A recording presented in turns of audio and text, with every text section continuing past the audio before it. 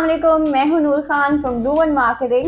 Blue One Marketing के platform से हम आपके लिए लेके आए हैं एक अवेयरनेस पॉडकास्ट, जिसके अंदर हम रियल एस्टेट के हवाले से डिस्कशन करेंगे डिफरेंट गेस्ट के साथ जिनके पास वसी नॉलेज होगी रियल एस्टेट की, और हम उनसे पूछेंगे कि उनके क्या ख्यालात और तासुरात हैं रियल एस्टेट के हवाले से।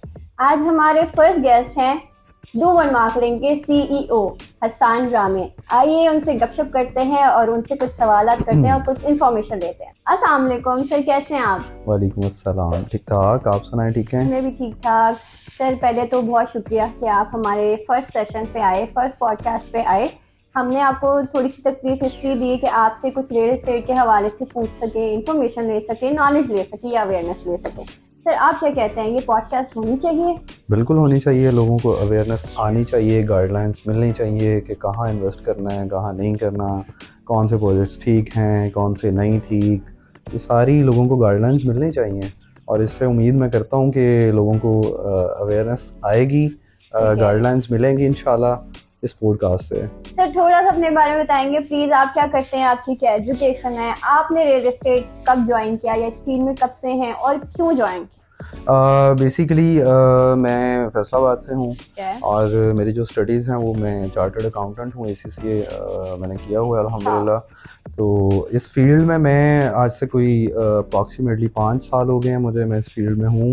अपने आप को अपग्रेड कर रहे हैं हम डेली बेसिस पे, क्योंकि पहले कुछ डीलर्स कह लें, अब मार्केटिंग कंपनीज आ गई हैं जो अपग्रेड कर रही हैं रियल एस्टेट इंडस्ट्री को। Basically real estate industry Pakistan की पहली 10 बड़ी इंडस्ट्रीज़ में से है।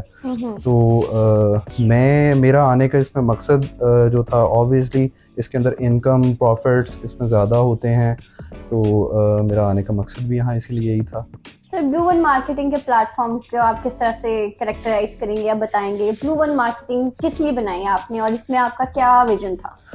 अल्हम्दुलिल्लाह हम फैसलाबाद के पानियर में से हैं जिन्होंने अपने आप को अपग्रेड करके मार्केटिंग कंपनीज बनाई हैं। पहले बेसिकली डीलर्स होते थे, लोगों में अवेयरनेस ऐसा वैसे नहीं होती थी प्रोजेक्ट्स को लेके। तो ब्लू वन मार्केटिंग बेसिकली हमारा बनाने का मकसद ही ये था कि हम लोगों को गाइड करें, प्रॉपर अवेयरनेस दें, प्रॉपर उसके बाद हम लेट्स सपोज एक किसी को हम इन्वेस्ट करवाते हैं तो उनको आफ्टर सेल सर्विसेज भी दें हम। तो हमारा बेसिकली मकसद ये था कि हमारे जो क्लाइंट्स हैं या जितने भी लोग हैं वो हमारे ऊपर ट्रस्ट करके अगर कोई चीज़ ले रहे हैं तो उसके बाद उनको तसल्ली भी रहे कि हाँ भाई हमारी ये चीज़ ऑन ग्राउंड है। मैं आपकी इस बात से बिल्कुल इत्तेफाक करूंगी कि हमारा जो एक स्टीरियोटाइप था रियल एस्टेट को लेके या डीलर्स को लेके, वो एक बहुत डिफरेंट था। अब आपने इस फील्ड में आके या आपके जैसे लोगों ने आके हमें एक ये चीज़ की अवेयरनेस दी कि रियल एस्टेट में पढ़े लिखे लोग भी होते हैं। जी बिल्कुल, अल्हम्दुलिल्लाह अब काफ़ी मार्केटिंग कंपनीज जो हैं उसमें सारे यंगस्टर आए हैं। पहले आपको शायद देखने में मिलते हैं बाबे ज़रा थोड़े से मोटे डीलर्स, लेकिन अब यंग जनरेशन आ रही है इसमें, लोगों को अवेयर कर रही है, बड़े पढ़े लिखे लोग आ रहे हैं। अच्छा सर, एक सवाल मेरा और है कि मुझे थोड़ा सा ये बताइएगा, आपको भी पता है हर बंदे को अपना अच्छा बुरा पता होता है कि उसको अपने पैसा कहाँ इन्वेस्ट करना चाहिए, कैसे इन्वेस्ट करना चाहिए। इस हवाले से आपके प्लेटफॉर्म से हमें क्या गाइडेंस मिल सकती है? बेसिकली हम ब्लू वन मार्केटिंग जो है, हम किसी भी प्रोजेक्ट में जाते हैं, हम बड़े चूजी से हैं, ज़्यादा प्रोजेक्ट्स हम नहीं करते कि ये भी बेच लें, ये भी बेच लें, ये भी बेच लें। तो हम बेसिकली एनालिसिस करते हैं कि ये कौन सा प्रोजेक्ट है जो ठीक है, जिसमें फ्यूचर में आपको कुछ बचेगा। तो इसमें कुछ बेसिक्स चीज़ें होती हैं कि आपने जब कोई आपकी प्रायोरिटी है। एग्जैक्टली हमें सबसे पहले ब्लू वन मार्केटिंग अपने आप को एक क्लाइंट की जगह पर रख के देखती है कि क्या वो खुद तो नहीं फंस रहे। तो क्लाइंट वहाँ इन्वेस्ट करेगा तो उसके बाद वो उसको उसके आफ्टर इफेक्ट्स तो नहीं देखने पड़ेंगे, कुछ स्कैम और कुछ भी, क्योंकि पिछले 2-3 साल में काफ़ी स्कैम्स हुए हैं।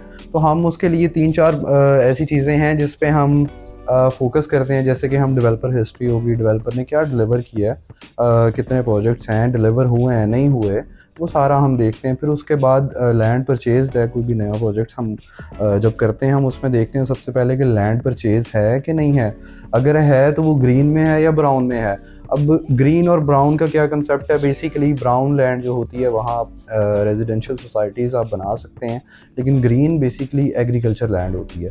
तो इसमें हमारी प्रायोरिटी होती है हम ब्राउन लैंड हम वेरीफाई करें उसको कि ब्राउन लैंड है, और ये आप वेरीफाई कर भी सकते हैं। आपके जो सिटीज़ हैं फैसलाबाद, इस्लामाबाद, उनके मास्टर प्लान होते हैं, तो उसके अंदर आपको green land, brown land, urban land, ये चीज़ें आपको उसमें पता लग जाती हैं।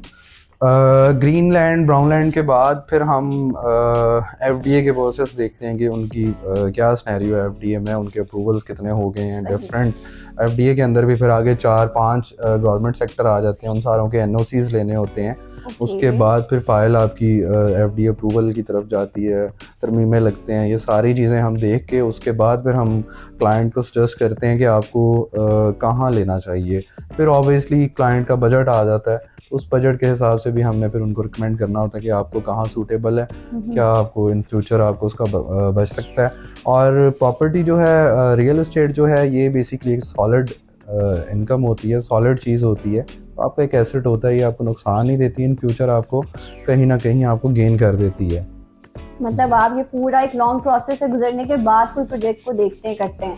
ऐसे मुझे ये बताएं, आप अपने क्लाइंट के साथ कब तक अटैच रहते हैं? बेसिकली जब हमारे पास कोई क्लाइंट आता है तो हम अगर उसको कोई भी प्रोडक्ट देते हैं तो हम उसमें आफ्टर सेल सर्विसेज भी दे रहे होते हैं। लाइक रिसेंटली हमारा भी प्रोजेक्ट चल रहा है केनाल एवेन्यू, हम वहाँ 6 साल की इंस्टॉलमेंट पे घर दे रहे हैं। तो हम अपने क्लाइंट्स के साथ 6 साल तक जुड़े हुए हैं, उनकी इंस्टॉलमेंट से लेके उनकी कोई आफ्टर सेल सर्विसेज, कोई इशू आ रहा है घर में, कंस्ट्रक्शन से रिलेटेड कोई मसला आ रहा है, तो हम उन चीज़ों को भी देख रहे हैं, फेस कर रहे हैं साथ, और उनके मसले जो हैं, उनके इश्यूज जो हैं वो हम रिजॉल्व करवा रहे हैं।